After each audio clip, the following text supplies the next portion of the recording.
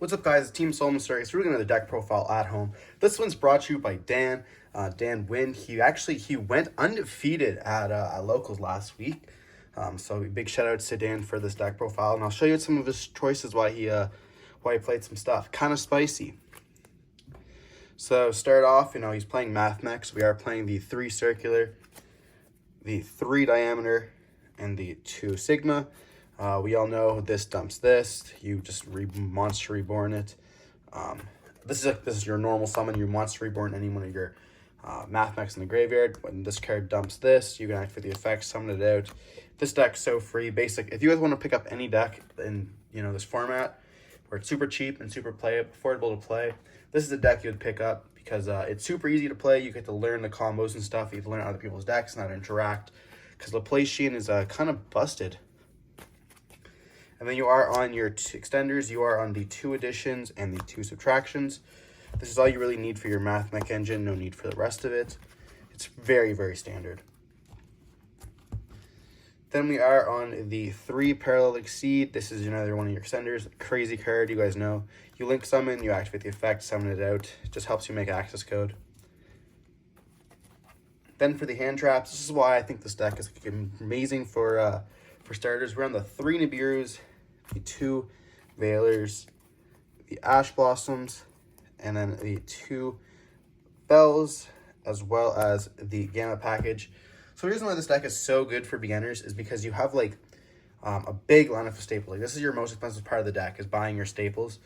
Bell you don't really see very often, but we are playing the Bell. Well, he played the Bell because it protects, he said, from the, I guess it's good against opponent super factorials. It's great against Bestials.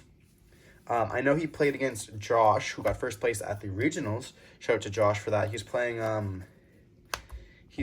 Dragon Link, so that deck's full of Bestials. So when you activate your super factorial and your opponent chains a Bestial, it sucks. So if you have Bell, you can chain that to protect it, and then you get your negate live on the field, which is huge. These are small world lines. So this one here, I guess everything but Bell's a small world line. Bell can kind of be a small world line, but the problem is it does conflict a little bit with the Ash and the Veiler with being the 0/0 attack. But you are able to go if let's say you have Bell in your hand, you can go Bell. Or I guess if you have Veiler in your hand, you can go Veiler into a Ghost Spell into this actually doesn't work. I'm wrong. You can go Ghost Spell into Veiler, and then I guess you can go into Nib if you'd like stuff, random stuff like that. You can't go into Gamma because it's save 0/0, but there's some cool lines you can make. You'll see in the side deck why Ash is also a line, because you can go with the Addition, which is a fire type. But yeah, it's just great. You can also change it up depending on the format. Some people don't like playing Gamma, so throw them out, play an extra Veiler or play an extra Imperm. It's ultimately up to you, but huge for hand traps. They're very popular in cyber stacks. Then for the spells, we are on the 1 Equation, mandatory. 3 Small Worlds. This card's crazy, especially once you know your lines.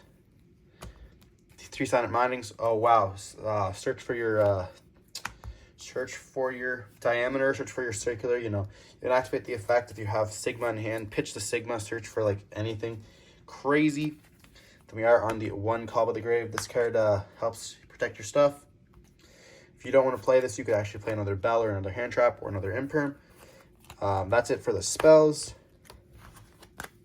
This is just Monster Reborn in case people don't know.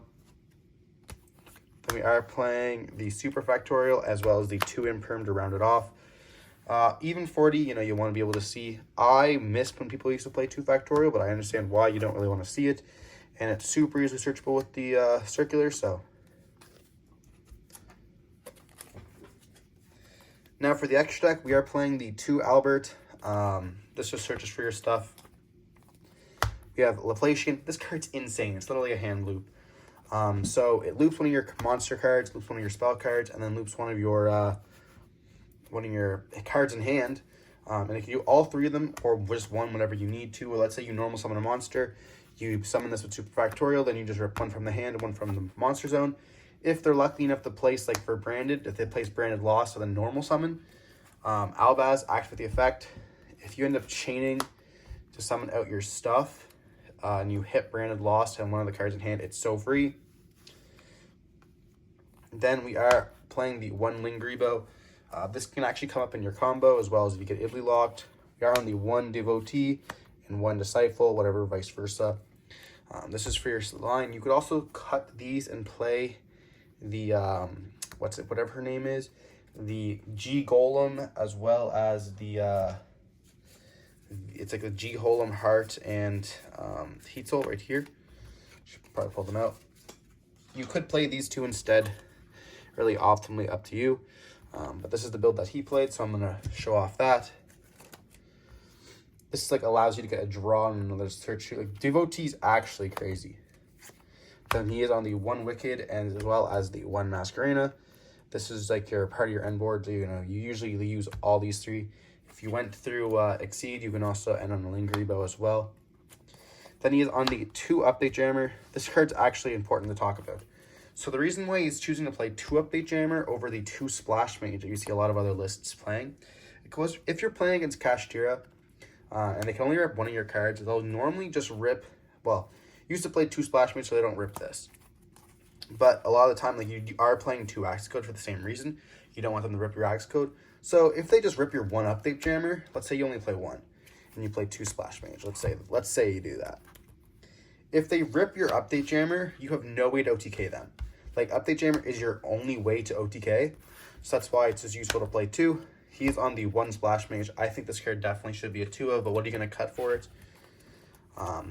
The art on the Transcode Talker. This card lets you reborn. Important to note, if you summon like a Kaiju, which we're going to mention in the side deck, you cannot use the effect for the rest of the turn. Then he's on the 1 Appaloosa. This is part of your end board. And the 2 Access Code Talkers. If Italy gets out of the format, I think you could 100% drop this, I guess, as long as Evenly is not there.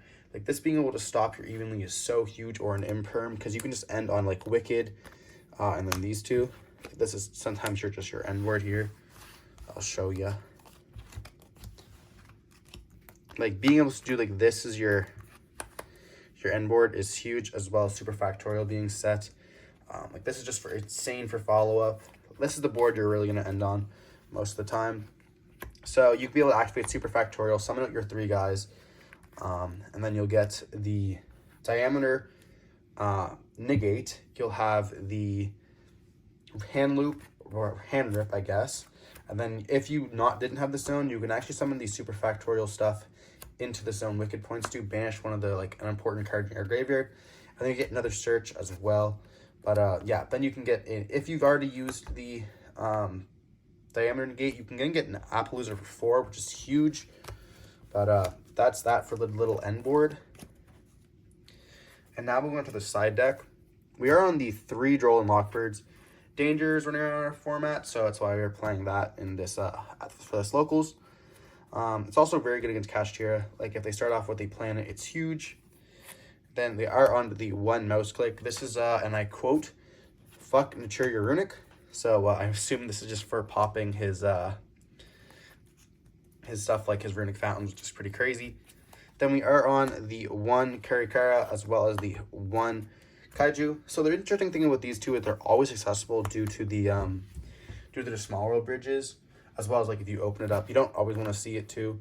Like a lot of time, like you end up not breaking on them if you play 3 and 3, but like it just takes a lot of space. So being able to play just 1 and 1, you're always able to search it whenever you need to, and it's just great like that. Then he was running the 3 Book of Moons. I think the reason behind this rather than the Book of Eclipse is because like Kashtira is normally ending on like the 1 big board now, or it's being able to flip out like 1 monster. Not all the monsters is also like able to just shut down complete board states if you know the opponent's deck, and like you always have more than 1 form of interaction. That's why I kind of really understand it. Then we are playing the 1 Duster. We are respecting the trap decks a little bit more. No Cyclones, which kind of makes me a little bit weird, but it's his deck, and he did good play. He got first place, so he went undefeated, so congratulations once again. Then we are on the 3 evenly matched, super standard, no need to explain, and the 2 D-Barriers. This side deck looks pretty rounded out to me, to be honest. I don't think there's anything I would personally change. I'd potentially maybe cut the mouse kick for a potential Cosmic.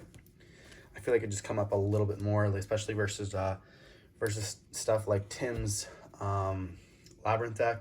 If you get hit with Skill Drain, this deck can't really beat it, so kind of rough to see. I don't really think, like, you know, you only have 4 options here for like a Skill Drain effect, so I would choose really to go over that. But hope you guys enjoyed the video. Don't forget to like, comment, subscribe to the channel a lot. I want to give some big shout outs to Dan for letting me use his deck lists for this first place deck profile. You guys will see some of those duels coming on soon. But yeah, and if this deck gets 50 likes, I will personally do a combo video as well as a test hands. And yeah, if you guys are interested in that, let me know in the comment section below. And yeah, stay safe. Peace.